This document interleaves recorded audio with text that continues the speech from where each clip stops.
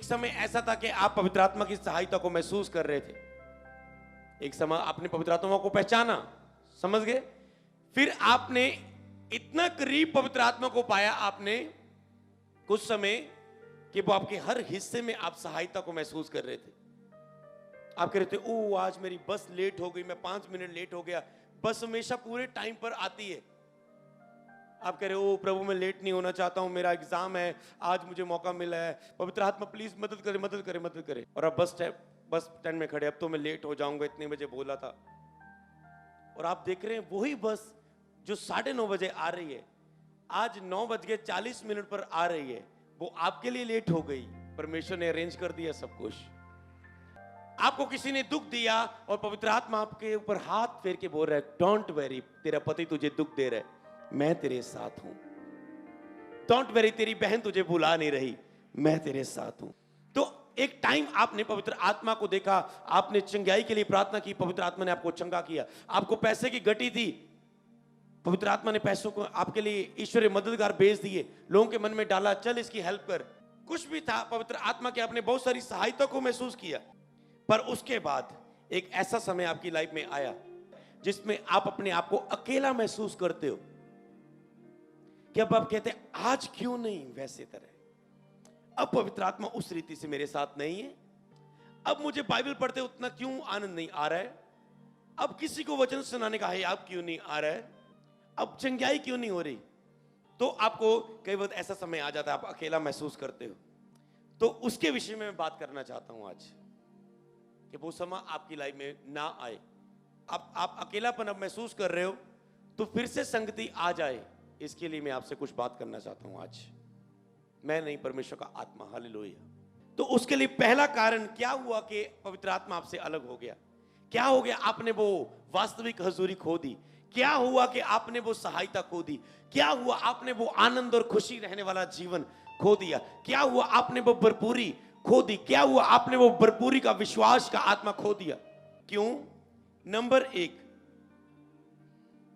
जब आप अपना फोकस हटा लेते हो पवित्र आत्मा से, उसकी पहचान से, और आप अपना फोकस कहीं और लगा लेते हो, अपना ध्यान कहीं और लगा लेते हो, तो आप पवित्र आत्मा की उपस्थिति को खोते हो अपनी लाइफ में। जब आप फोकस हटा लेते हो तो आप कभी और लगा लेते हो। यीशु से एक दिन जा रहे हैं और रास्ते में जा रहे हैं, एक व्यक्ति ने कहा, गुरुजी मेरी बेटी बीमार है, तो आके उस पर प्रार्थना कर, वो चंगी हो जाए। यीशु मसीह रास्ते में आ रहे हैं, 12 साल रोगी और चंगाई लेके जा रही है, और टाइम लग गया थोड़ा सा। अब वो बंदे स्नेहा लेके आ रहे हैं, कहते यीशु, उसको स्नेहा आया, कहते हैं, वो कह रहे, प्रभु जल्दी आ, प्रभु जल्दी है, मेरी बेटी बीमार है। उसकी कोई बंदे आगे बोल रहे, कहते उसके कान में बोल रहे हैं, और यीशु को भी पता चल रहा है। कहते गुरु को तंग मत कर, तेरी बेटी जो बीमार थी ना वो मर गई है, घर से खबर आई। लेकिन यीशु ने भी इस बात को सुना था, यीशु ने उसकी बात को अनसुना कर दिया, अनसुना कर दिया, अनदेखा कर दिया। यीशु ने कहा, चलो चले, डोंट वेरी, तेरी बच्ची मरी नहीं है, सोई है, आओ जगाने चले उसे। यीशु ऐसे बोल रहे उसे, उस बच्ची को बोला उठ, और वो उठ के खड़ी होगी। प्रभु ने कैसे, खाने को दो कुछ। अब मैं आपको बताता हूं, आपका फोकस खींचने के लिए बहुत सारी बातें आती है। मान लो आपको पता चले, ओ कर्जे वाले का फोन आया, ओ बैंक का फोन आया, ओ डॉक्टर की रिपोर्ट आई, डॉक्टर का फोन आया, जो तुम टेस्ट करवा के गए थे उसमें ये आया, ओ ये प्रॉब्लम आ गई, वो चिंता आ गई, वो परेशानी आ गई, ओ बच्चे की मैरिज आ गई, कहां से पैसा आएगा, ओ ये कार्य आगे आ गया, कहां से इंतजाम होगा। तुमने कहीं फोकस लगाने वाली कोई चीज तेरे पास आई, कोई बात आई, और यीशु के पास आ रहे, कहते लड़की मरी है, यीशु ने अनसुना कर दिया, अनदेखा कर दिया।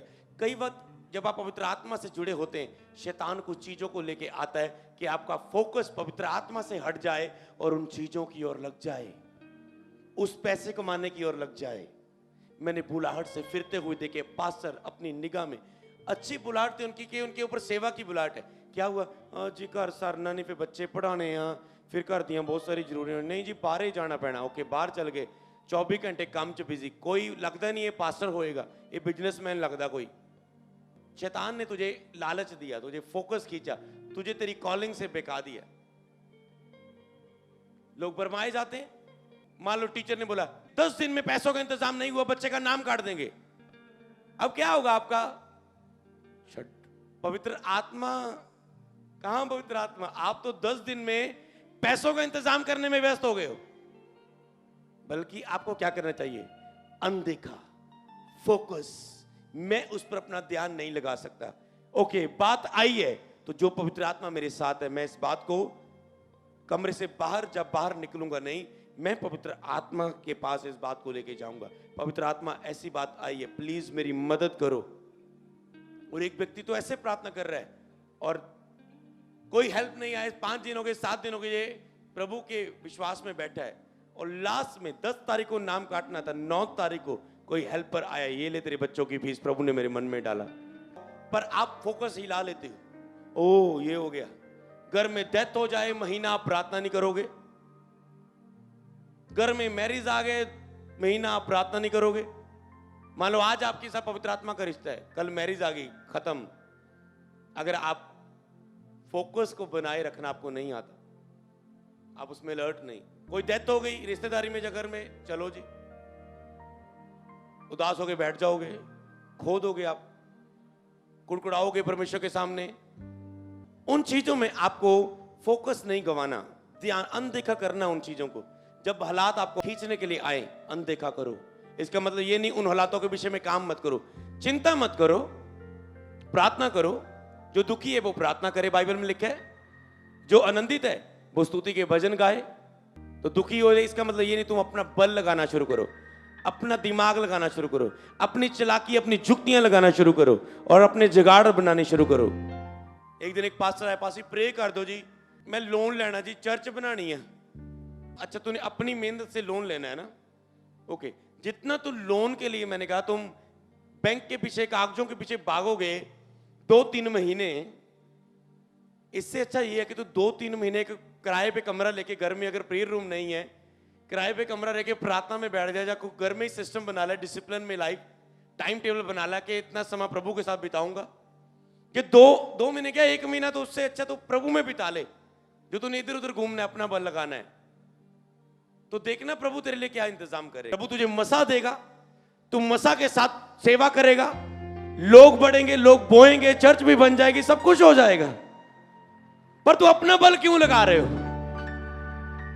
तुम अपनी ताकत क्यों लगा रहे हो? तू अपनी दिमाग क्यों लगा रहे हो? प्रभु से बढ़, प्रभु तुझे मसा देगा, मसा देगा, सब कुछ होगा। क्या उसने नहीं कहा, संकट के समय मुझे पुकार, मैं तेरी सुन के तुझे उत्तर दूंगा? आपके पास चॉइस होती है संकट के समय, लोगों की सुननी है या पवित्र आत्मा की सुननी है, रिश्तेदारों की सुननी है, विरोधियों की सुननी है, या परमेश्वर के वचन को सुनना है। जब तेरे ऊपर टेंशन आई, तेरा वीजा नहीं लगा, तेरे इस बार फिर लड़का नहीं हुआ, तेरा काम फिर से नहीं बना, तेरी गवर्नमेंट जॉब फिर से नहीं निकली, तुम उदास होके शैतान के पास, लड़कियों के पास, वैश्याओं के पास, व्यभिचारिणियों के पास गंदी फिल्म देखने के लिए जाओगे, ठेके पर जाओगे, लड़कियों के पास जाओगे, जहां उस संकट के समय के बाद, दुख के बाद पवित्र आत्मा के पास जाओगे, प्रेयर रूम में जाओगे, बाइबल उठाओगे, चर्च में आओगे, पास्टर से मिलोगे। ये तुम्हारी चॉइस होती है। उसने कहा संकट के समय मुझे पुकार, शैतान बोल रहा है संकट के समय मुझे पुकार। देख क्या दिया तुझे यीशु ने, क्या दिया, क्या किया तुझे। अयूब को भी कह रहा है, देख तेरा लुट गया, बर्बाद हो गया, क्या मिला तुझे। अयूब की पत्नी भी कह रही है, ओ फोड़िया ना पर गया, सब कुछ लुट गया तेरा। परमेश्वर नु फटकार होदा, इनकार कर, चलिया वांगू, क्या तू पागल वांगू बने, इनकार कर परमेश्वर दा, मर जा। कहंदा की चलिया तीवियां वांगू, की तू बोल रही है। परमेश्वर तो सुख ले सकते हैं, दुख आ गया कोई गल नहीं, ओदा नाम मुबारक होवे। परमेश्वर ने दिता, परमेश्वर ने ले लिया, ओदा धन्यवाद होवे। कहंदा चुप कर तू। कई बार आपकी लाइफ में बैड न्यूज इसलिए भी आते हैं कि आपकी लाइफ में रॉन्ग लोग आपको छोड़ के जाएं। वो पत्नी जिसने दुख के समय यूब को फिटकार रही थी, जब उसे दोबारा वंश मिला, सुंदर स्त्रियां मिली, दुगनी आशीष मिली, तो वो पत्नी नहीं थी। प्रभु ने उसे और पत्नी दी, बच्चे दिए, बेस्ट वाइफ दी। हालेलुया। कई बार दुख के समय आपके रॉन्ग लोग जाहिर होते हैं। कौन रिश्तेदार आपके साथ खड़ा है, कौन दोस्त आपके साथ खड़ा है, कौन पार्टनर आपके साथ खड़ा है, कौन आपका हेल्पर है, कौन सच्चा दोस्त है। प्रभु ने हमें इच्छा शक्ति दी है। तुम क्या करते हो? तुम उसकी बुलाहट से नहीं भाग सकते हो, पर इनकार कर सकते हो। बुलाहट में टाइम पा सकते हो। बुलाहट में जो आशी तुझे 40 दिन में मिलने 40 साल लग सकते हैं, तुम वेट पा सकते हो। तो आपको फोकस बनाना है। हालेलुया। हिलने नहीं देना। हालात कुछ भी आए, परिस्थितियां कुछ भी आए। कई हालात किसी को जैसा भी खींच के लेके जाए ले जाते हैं।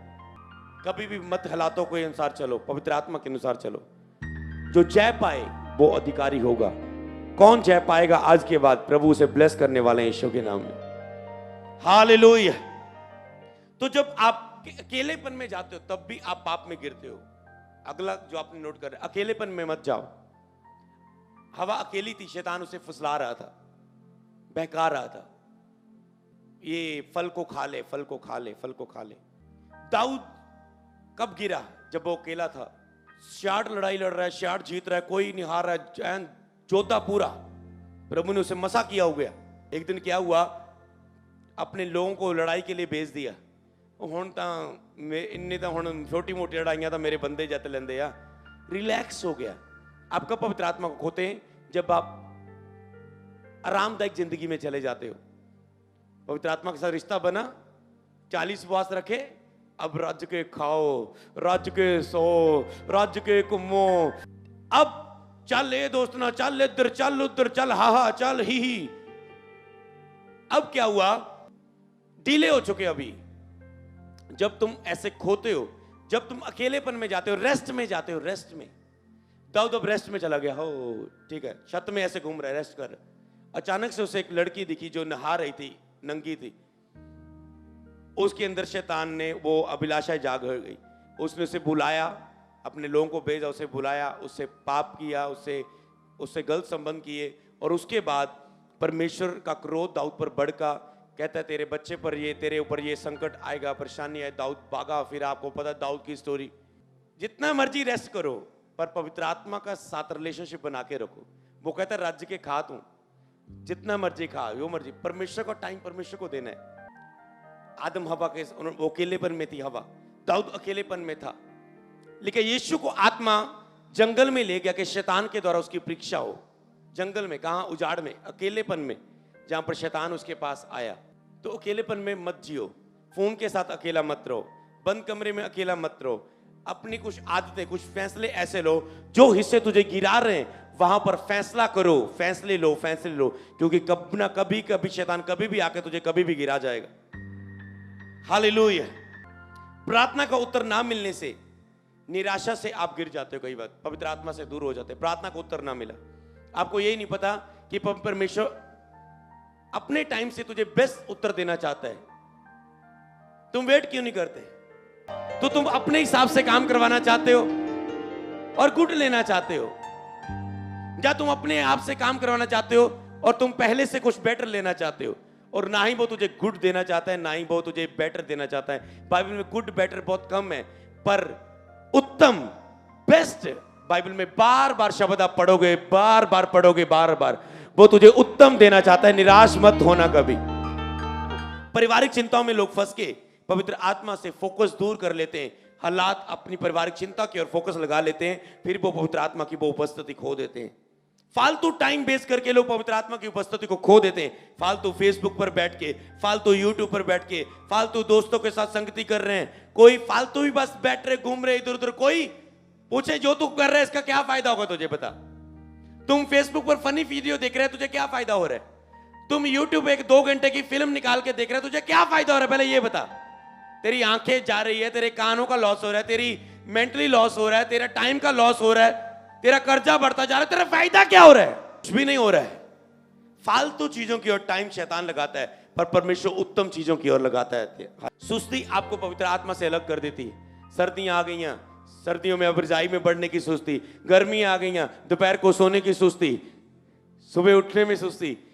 सुस्ती भी कई वक्त पवित्र आत्मा से अलग कर देती है। बीमारी से ध्यान भटकना, कई बार कोई संकट बीमारी आ जाती है अब उस समय आप प्रेयर नहीं कर पाते हो, बाइबल नहीं पढ़ पाते, मन नहीं लगता, ये चीजें हिला देती हो, तो आपको रखना है हालात कुछ भी आए, मैं लड़ूंगा इससे। संसारिक कामों में व्यस्त हो जाना, संसारिक दुनियादारी के कामों में व्यस्त हो जाना, वो कोई भी हो सकते हैं आपके दुनियादारी के काम, आप उपस्थिति से दूर हो जाते हो।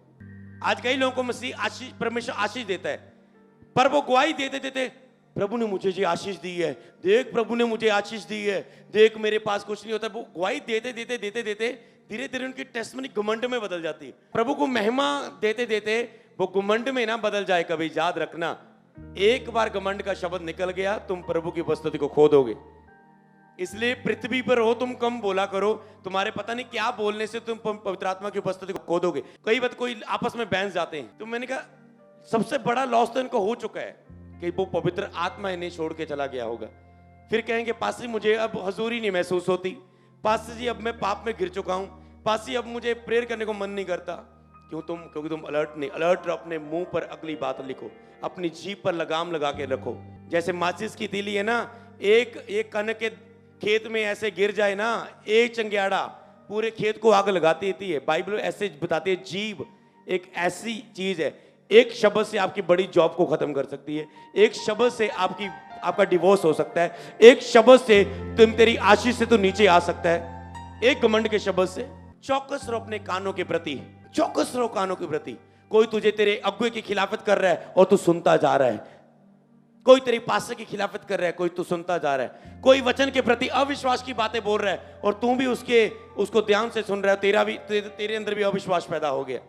तुम क्या सुन रहे हो, तुम कैसी संगति में रहते हो? ध्यान दो अपने आत्मिक जीवन के प्रति। शैतान एकदम से बड़ा पाप नहीं लेके आता है, पहले थोड़ा थोड़ा आपने, अब आप पवित्रताई में आप हफ्ते से खड़े हो, 10 दिन से खड़े हो, ध्यान से थोड़ा थोड़ा आपको किसी पर लड़की पर निगाह पड़ेगी, थोड़ा थोड़ा आप कुछ फेसबुक में दिखाएगा, ये लड़का किसी लड़की से बात कर रहा है, यार मेरी भी कोई गर्लफ्रेंड हो ना, तेरे अंदर पैदा होगी।